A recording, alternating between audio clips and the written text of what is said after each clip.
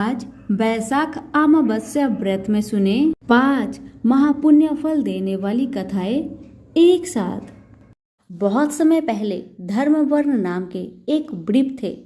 वह बहुत ही धार्मिक प्रवृत्ति के थे। एक बार उन्होंने किसी महात्मा के मुख से सुना कि घोर कलयुग में भगवान विष्णु के नाम स्मरण से ज्यादा पुण्य किसी भी कार्य में नहीं है। जो पुण्य यज्ञ करने से प्राप्त होता है उससे कहीं अधिक पुण्य फल नाम सुमिरन करने से मिल जाता है। धर्मवर्ण ने इसे आत्मसात कर संन्यास लेकर भ्रमण करने निकल गए। एक दिन भ्रमण करते करते वह पितृलोक जा पहुंचे। वहां धर्मवर्ण के पितर बहुत कष्ट में थे। पितरों ने उन्हें बताया कि उनकी ऐसी हालत धर्मवर्ण के संन्यास के कारण हुई है, क्योंकि अब उनके लिए पिंडदान करने वाला कोई शेष नहीं। यदि तुम वापस जाकर गृहस्थ जीवन की शुरुआत करो, संतान उत्पन्न करो तो हमें राहत मिल सकती है। साथ ही बैसाख अमावस्या के दिन विधि विधान से पिंड दान करे। धर्मवर्ण ने उन्हें वचन दिया कि वह उनकी अपेक्षाओं को अवश्य पूर्ण करेगा। तत्पश्चात धर्मवर्ण अपने सांसारिक जीवन में वापस लौट आया और बैसाख अमावस्या पर विधि विधान से पिंड दान कर अपने पितरों को मुक्ति दिलाई। प्रेम से बोलिए तुलसी मैया की जय हो।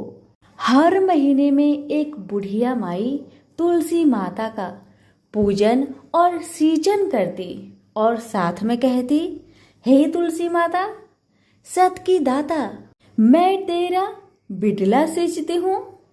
मुझे बहू दे, पीताम्बर की धोती दे, मीठा मीठा घास दे, बैकुंठा में बास दे, चटक की चाल दे, पतक की मौत दे, चंदन का काठ दे, रानी सा राज दे, दाल भात का भोजन दे, 11 की मौत दे, श्री कृष्ण का कांधा दे। बूढ़ी माई की ये सभी बातें सुनकर तुलसी माता सूखने लगी। तो भगवान ने पूछा कि हे तुलसी, तुम क्यों सूख रही हो? भगवान की बातें सुन तुलसी माता कहने लगी कि एक बुढ़िया माई मेरे पास रोज आती है और वह पूजन करके यही बात कह जाती है। मैं सब बात को पूरा कर दूंगी, लेकिन भगवान कृष्ण का कंधा कहाँ से लाऊंगी? तो भगवान बोले, जब वो बुढ़िया मरेगी तो मैं अपने आप उसे कंधा देने आ जाऊंगा। तो बुढ़िया माई से कह देना। समय बीतता गया। जब बुढ़िया माई मर गई, सब लोग आ गए। जब माई को ले जाने लगे तो वह किसी से न उठी। तब भगवान एक 12 वर्ष के बालक का रूप धारण करके आए।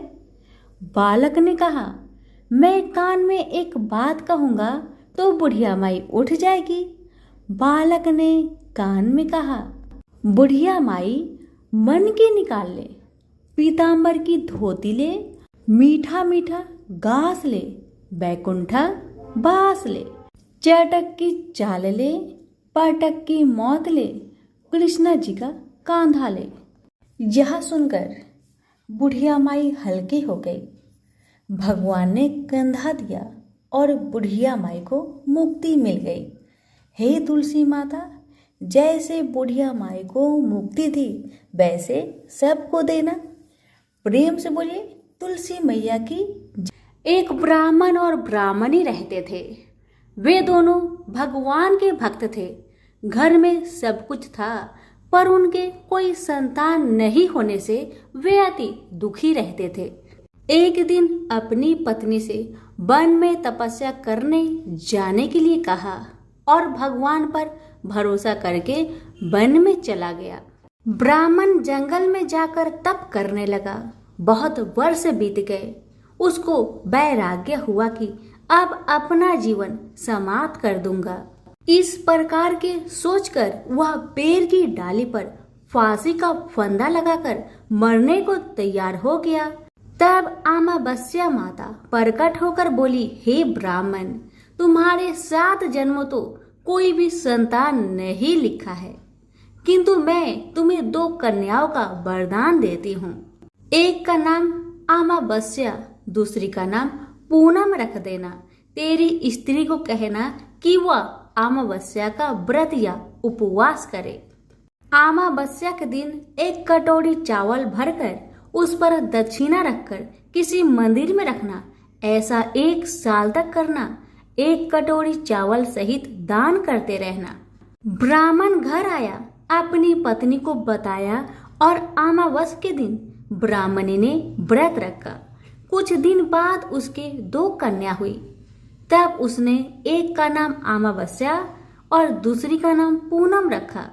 कन्या जब बड़ी हो गई तो उनका विवाह किया। बड़ी बहन अमावस बहुत धार्मिक थी, जबकि छोटी बहन भगवान को बिल्कुल नहीं मानती थी। बड़ी बहन के घर में तो अन्य धन के भंडार भरपूर था, पर छोटी बहन पूनम के दुख का पार नहीं था। जब बड़ी बहन अमावस को छोटी बहन के बारे में सब कहानी मालूम हुआ कि उसकी बहन बहुत दुखी है, तब अमावस्या गाड़ी भरकर सामान लेकर घर गई और छोटी बहन को कहा, बहन पूनम, तुम भी अमावस्या का व्रत करो और पूजा करके उपवास करो, जिससे तुम्हारे घर में सुख समृद्धि का भंडार भरेगा। 1 साल तक कटोरा भरकर सब दक्षिणा दान करना। पूनम ने अपनी बहन के कही अनुसार वैसा ही किया। कुछ दिनों के बाद उसके भी घर में धन धान्य और संतान को वृद्धि होने लगी। इस प्रकार जो भी अमावस्या माता का व्रत आदि विधि पूर्वक करेगा, उसके घर में सुख समृद्धि का भंडार सदा भरी रहेगी। तभी प्रेम से बोलो, अमावस्या मैया की जय हो। एक गांव में एक साहूकार रहता था। साहूकार की एक बेटी थी, जो कि हर रोज पीपल सींचने जाती थी। पीपल के वृक्ष में से लक्ष्मी जी प्रकट होती थी और चली जाती। एक दिन लक्ष्मी जी ने साहूकार की बेटी से कहा कि तू मेरी सहेली बनेगी। तब लड़की ने कहा, मैं अपने पिताजी से पूछकर कल बताऊंगी। अब साहूकार की बेटी ने घर आकर अपने पिता को सारी बात बताई। तब उसके पिताजी बोले कि वह तो लक्ष्मी माता है, आपने को और क्या चाहिए, तुम लक्ष्मी माता की सहेली बन जाओ। दूसरे दिन वह लड़की फिर गई। तब लक्ष्मी जी पीपल के पेड़ से निकलकर आई और कहने लगी, सहेली बनेगी मेरी। तब लड़की ने कहा, हाँ क्यों नहीं, जरूर बनूंगी। अब लक्ष्मी जी और वह लड़की दोनों जन सहेली बन गई। एक दिन लक्ष्मी जी ने अपनी सहेली को खाने का न्योता दिया। घर आकर लड़की ने अपने माँ पिता से कहा कि मेरी सहेली ने मुझे खाने का न्योता दिया है। तब पिता ने कहा कि सहेली के यहाँ जिमने जाइयो, पर संभाल कर जाना। तब वह लक्ष्मी जी के यहाँ जिमने गई तो लक्ष्मी जी ने उसे 1-2 साल ओढ़ने के लिए दिया। रुपए दिए, सोने की चौकी, सोने की थाली में 36 प्रकार के भोजन करा दिए। जिम कर जब वह जाने लगी तो लक्ष्मी जी ने पल्ला पकड़ लिया और कहने लगी कि मैं भी तेरे घर जिमने आऊंगी। तब लड़की ने कहा, हाँ सहेली, क्यों नहीं, जरूर आना। अब वह घर जाकर चुपचाप बैठ गई। तब पिता ने पूछा कि सहेली की यहाँ से जिम कर आ गई और तू उदास क्यों बैठी है। तब उसने कहा, पिताजी, मेरे को तो लक्ष्मी जी ने इतना कुछ दिया, अनेक प्रकार के भोजन कराए, परंतु मैं कैसे उनको जिमाऊंगी, अपने घर में तो कुछ भी नहीं है। तब उसके पिता ने कहा, गोबर मिट्टी से चौका लगाकर घर की सफाई कर लेना, 4 मुख वाला दिया जलाकर लक्ष्मी जी का नाम लेकर रसोई में बैठ जाना। लड़की सफाई करके लड्डू लेकर बैठ गई। उसी समय एक रानी नहा रही थी। उसका 9 लखा हार चील उठाकर ले गई और उसके घर वह 9 लखा हार डाल गई और उसका लड्डू ले गई।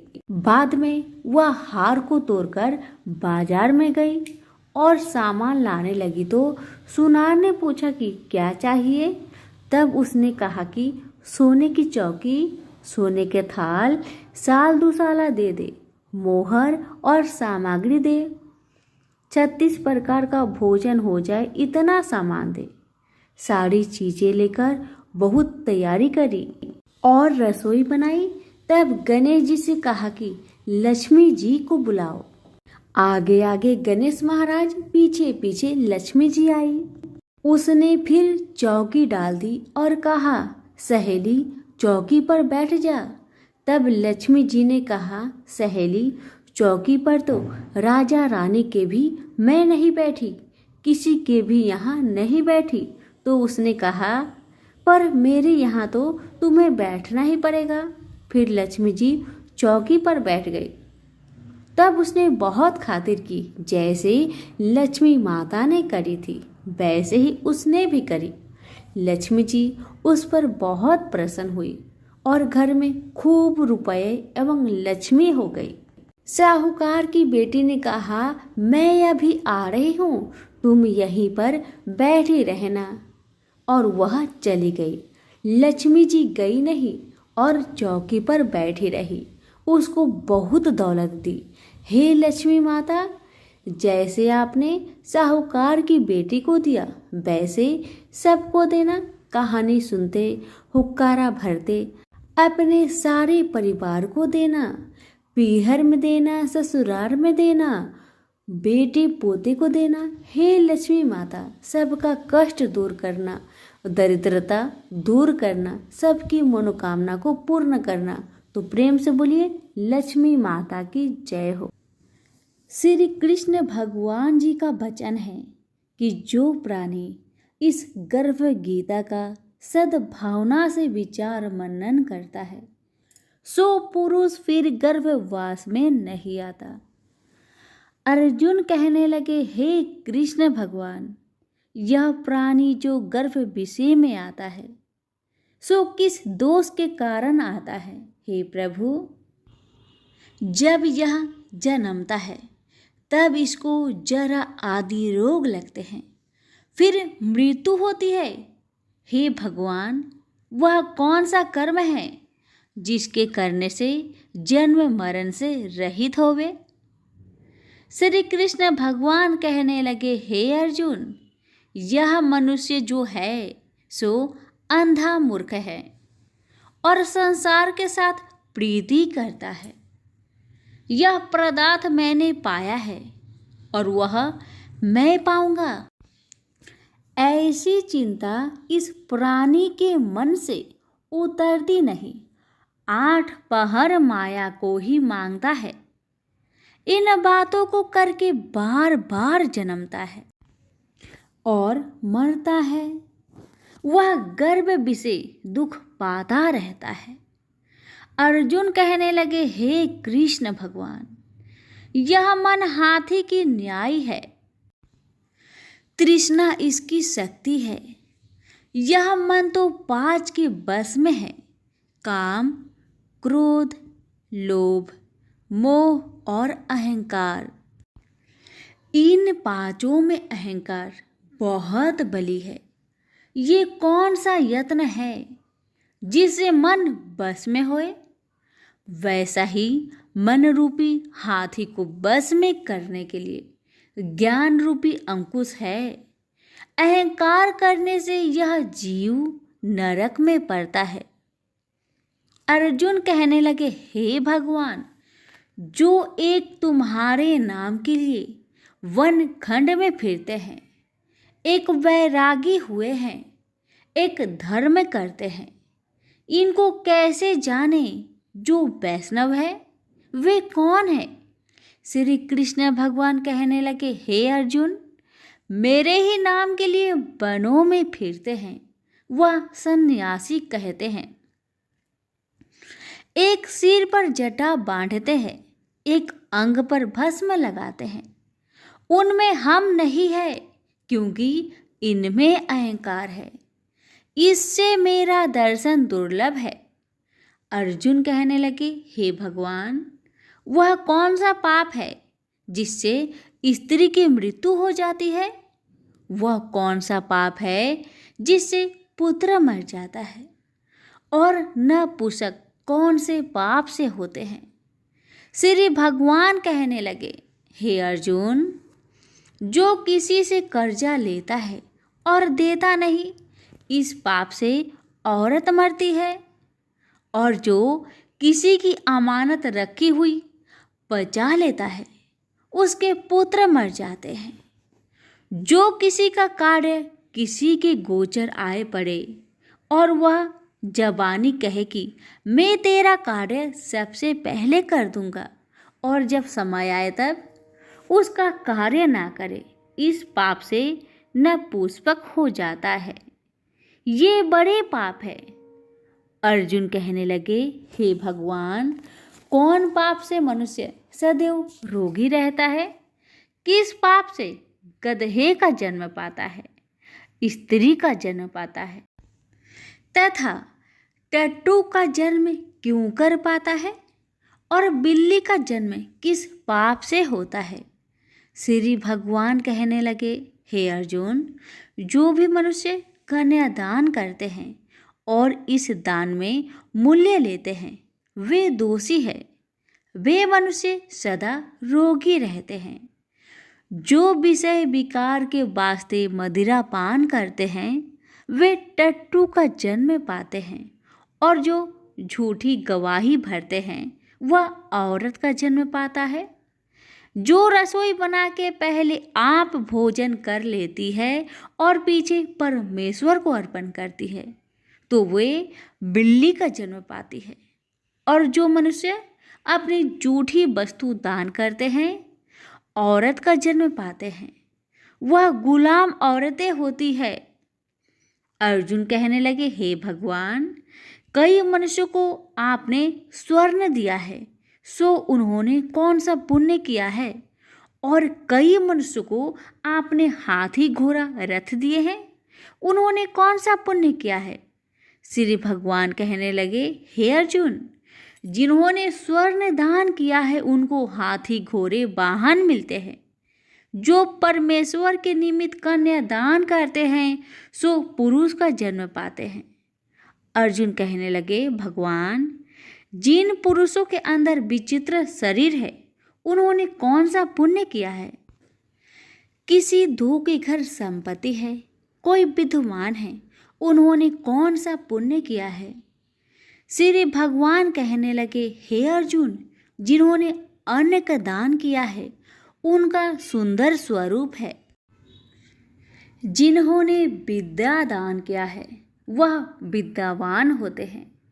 जिन्होंने संतों की सेवा की है, वह पुत्रवान होते हैं। अर्जुन कहने लगे, हे भगवान, किसी को धन से प्रीति है, कोई को स्त्रियों से प्रीति करते हैं। इसका क्या कारण है, समझाकर कहिए। श्री कृष्ण भगवान कहने लगे, हे अर्जुन, धन और स्त्री सब नाश रूप है, मेरी भक्ति का नाश नहीं है। अर्जुन कहने लगे, भगवान, यह राजपाट किस धर्म के करने से मिलता है? विद्या कौन से धर्म करने से मिलती है? श्री कृष्ण भगवान कहने लगे, हे अर्जुन, जो प्राणी काशी जी में निष्काम भक्ति से तप करते हुए देह त्यागते हैं, वह राजा होते हैं। और जो गुरु की सेवा करते हैं, सो विद्वान होते हैं। अर्जुन कहने लगे, हे भगवान, किसी को धन अचानक बिना किसी परिश्रम से ही मिलता है, सो उन्होंने कौन सा पुण्य किया है? श्री कृष्ण भगवान कहने लगे, अर्जुन, जिन्होंने गुप्त दान किया है, उनको धन अचानक मिलता है। जिसने परमेश्वर निमित्त पराया कार्य संवारा है, वह मनुष्य रोग से रहित होते हैं। अर्जुन कहने लगे, हे भगवान, कौन से पाप से अमली होते हैं और कौन पाप से गूंगे होते हैं और कौन पाप से कुष्ठी होती है? श्री कृष्ण भगवान कहने लगे, हे अर्जुन, जो आदमी नीच कुल की स्त्री से गमन करते हैं सो अमली होते हैं। जो गुरु से विद्या पढ़कर मुकर जाते हैं सो गूंगे होते हैं। जिन्होंने गो घात किया है वे कुष्ठी होते हैं। अर्जुन कहने लगे, हे भगवान, जिस किसी पुरुष की देह में रक्त का विकार होता है वह किस पाप से होता है? और कोई दरिद्र होते हैं, किसी को खरक वायु होती है, और कोई अंधे होते हैं, तो कोई पंगुल होते हैं, सो कौन से पाप से रहित होते हैं? और कई स्त्रियां बाल विधवा होती है, तो यह किस पाप से होती है? श्री कृष्ण भगवान कहने लगे, हे अर्जुन, जो सदा क्रोधवान रहते हैं उन्हें रक्त विकार होता है। जो मलिन रहते हैं वह सदा दरिद्र होते हैं। जो कुकर्मी ब्राह्मण को दान देते हैं उनके खरक वायु होते हैं। जो पराई स्त्री को निर्वस्त्र देखते हैं, गुरु की पत्नी को कुदृष्टि करते हैं, सो अंधे होते हैं। जिसने गुरु और ब्राह्मण को लात मारी है सो लंगड़ा व पंगुला होता है। जो औरत अपने पति को छोड़कर पराये पुरुषों से संग करती है सो वह बाल विधवा होती है। अर्जुन कहने लगे, हे भगवान, आप पर ब्रह्मा हो, आपको नमस्कार है। आगे मैं आपको संबंधी जानता था, परंतु अब मैं ईश्वर रूप जानता हूँ। हे पर ब्रह्मा, गुरु दीक्षा कैसी होती है? सो कृपा करके मुझको कहिए। श्री कृष्ण भगवान बोले, हे अर्जुन, तुम धन्य हो, तुम्हारे माता पिता भी धन्य हैं जिनके तुम ऐसे पुत्र हो। हे अर्जुन, सारे संसार का गुरु जगन्नाथ, विद्या का गुरु काशी, चारों वर्णों का गुरु सन्यासी है। सन्यासी उसको कहते हैं जिन्हें सबका त्याग करके मेरे प्रति मन लगाया है, सो ब्राह्मण जगत गुरु है। हे अर्जुन, यह बात ध्यान देकर सुनने की है। गुरु कैसा करे? जिसने सब इंद्रियां जीती हो, जिसको सब संसार ईश्वरमय नजर आता हो और सब जगत से उदास हो। ऐसा गुरु करे जो परमेश्वर को जानने वाला हो और उस गुरु की पूजा सब तरह से करे। हे अर्जुन, जो गुरु काम भक्त होता है और जो प्राणी गुरु की पूजा सब तरह से करे। हे अर्जुन, जो गुरु का भक्त होता है और जो प्राणी गुरु के सम्मुख होकर भजन करते हैं उसका भजन करना सफल है। जो गुरु से विमुख है उनको 7 ग्राम मारे का पाप है। गुरु से विमुख प्राणी दर्शन करने योग्य नहीं होते। जो गृहस्थी संसार में गुरु के बिना है चांडाल के समान है। जिस तरह मदिरा का भंडार हो उसमें जो गंगा जल है सो अपवित्र है, इसी तरह गुरु से विमुख का भजन सदा अपवित्र होता है। उसके हाथ का देवता भी नहीं लेते, उसके सब कर्म निष्फल है। कुकर, शुकर, गंधर्व, काग, ये सब की सब योनियों में बड़ी खोटी योनि है। इन सब से यह मनुष्य खोटा है। जो गुरु नहीं करता, गुरु बिना गति नहीं होती, यह अवश्य नरक को जाएगा। गुरु दीक्षा बिना प्राणी के सब कर्म निष्फल होते हैं। हे अर्जुन, जैसे चारों वर्णों को मेरी भक्ति करना योग है, तैसे गुरुधार के गुरु भक्ति करना योग है। जैसे गंगा नदियों में उत्तम है, सब व्रतों में एकादशी का व्रत श्रेष्ठ है, वैसे ही अर्जुन शुभ कर्मों में गुरु सेवा उत्तम है। गुरु दीक्षा बिना प्राणी पशु योनि पाता है। जो धर्म भी करता है सो पशु योनि में फल भोगता है, 84 योनियों में भ्रमता रहता है। अर्जुन कहने लगे, हे श्री कृष्ण भगवान, गुरु दीक्षा क्या वस्तु है? कृष्ण भगवान कहने लगे, हे अर्जुन, धन्य जन्म है तेरा जिसने यह प्रश्न किया है, तू धन्य है। गुरु दीक्षा के 2 अक्षर है, हरिओम। इन अक्षरों को गुरु कहता है। यह चारों वर्णों को अपनाना श्रेष्ठ है। हे अर्जुन, जो गुरु की सेवा करता है उस पर मेरी प्रसन्नता है। वह 84 से छूट जाएगा, जन्म मरण से रहित हो, नरक नहीं भोगता। गुरु की सेवा करता है उसको कई अश्वमेघ यज्ञ के पुण्य का फल मिलता है। गुरु की सेवा मेरी सेवा है। हे अर्जुन, हमारे तुम्हारे संवाद को जो पढ़े सो गर्भ के दुख से बचेंगे, 84 कट जाएगी। इसी से इस पाठ का नाम गर्भ गीता है। श्री कृष्ण भगवान जी के मुख से अर्जुन ने श्रवण की है। गुरु दीक्षा लेना उत्तम कर्म है। उसका फल है कि नरक से वह 84 जीव से बचा रहता है। भगवान बहुत प्रसन्न होते हैं। सभी प्रेम से बोलिए, श्री कृष्ण भगवान की जय। एक लपसी था, एक तपसी था। तपसी हमेशा भगवान की तपस्या में लीन रहता था। लपसी रोजाना 1.25 सेर की लपसी बनाकर भगवान का भोग लगाकर जीम लेता था। एक दिन दोनों लड़ने लगे। तपसी बोला, मैं रोज भगवान की तपस्या करता हूँ, इसलिए मैं बड़ा हूँ। तपसी बोला, मैं रोज भगवान को 1.25 सेर लापसी का भोग लगाता हूँ, इसलिए मैं बड़ा हूँ। नारद जी वहां से गुजर रहे थे। दोनों को लड़ता देखकर उनसे पूछा कि तुम क्यों लड़ रहे हो? तपसी ने खुद के बड़ा होने का कारण बताया और लपसी ने अपना कारण बताया। नारद जी बोले, तुम्हारा फैसला मैं कर दूंगा। दूसरे दिन लपसी और तपसी नहाकर अपनी रोज की भक्ति करने आए तो नारद जी ने छुपकर 1.25 करोड़ की एक अंगूठी उन दोनों के आगे रख दी। तपसी की नजर जब अंगूठी पर पड़ी तो उसने चुपचाप अंगूठी उठाकर अपने नीचे दबा ली। लपसी की नजर अंगूठी पर पड़ी लेकिन उसने ध्यान नहीं दिया। भगवान को भोग लगाकर लपसी खाने लगा। नारद जी सामने आए तो दोनों ने पूछा कि कौन बड़ा है, तो नारद जी ने तपसी से खड़ा होने को कहा। वो खड़ा हुआ तो उसके नीचे दबी अंगूठी दिखाई पड़ी।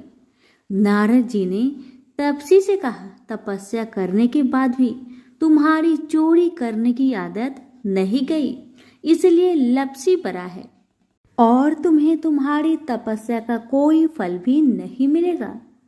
तपसी शर्मिंदा होकर माफी मांगने लगा। उसने नारद जी से पूछा, मुझे मेरी तपस्या का फल कैसे मिलेगा? नारद जी ने कहा, यदि कोई गाय और कुत्ते की रोटी नहीं बनाएगा तो फल तुम्हें मिलेगा। यदि कोई ब्राह्मण को भोजन करवाकर दक्षिणा नहीं देगा तो फल तुम्हें मिलेगा। यदि कोई साड़ी के साथ ब्लाउज नहीं देगा तो फल तुझे मिलेगा। यदि कोई दिए से दिया जलाएगा तो फल तुझे मिलेगा।